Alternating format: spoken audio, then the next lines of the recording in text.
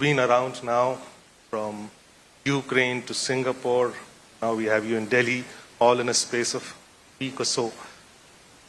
My question, how was the train ride? I could have done with a Vande Bharat.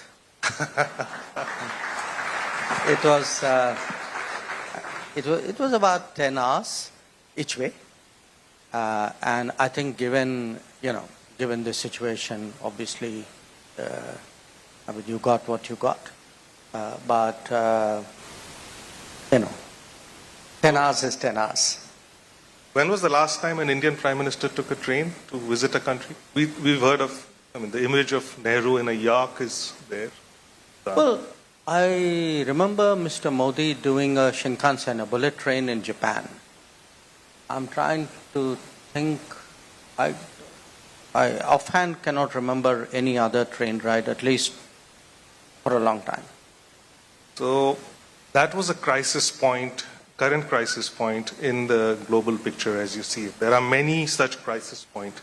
The world is in turmoil and you've been talking about it. Everybody has been talking about it. How would you paint the picture as an Indian foreign minister? The global picture? Yeah. Well, look, I think if I were to have a one-word summary of this situation, it's probably the first word which you've used for the panel, which is risks. Because what we have seen really for the last 15 years is a steady increase in terms of risks in to the global order, in the international economy, in individual countries. Now, there are a number of reasons for it. There are different kinds of risks.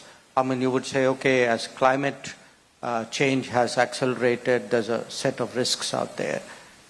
We saw a once-in-a-century pandemic. That was a risk. That was a super black swan. But there are risks which are coming actually out of the process of change. Because there's global change, and change by nature is disruptive. And, you spoke about Ukraine. That's an example. Not the only one.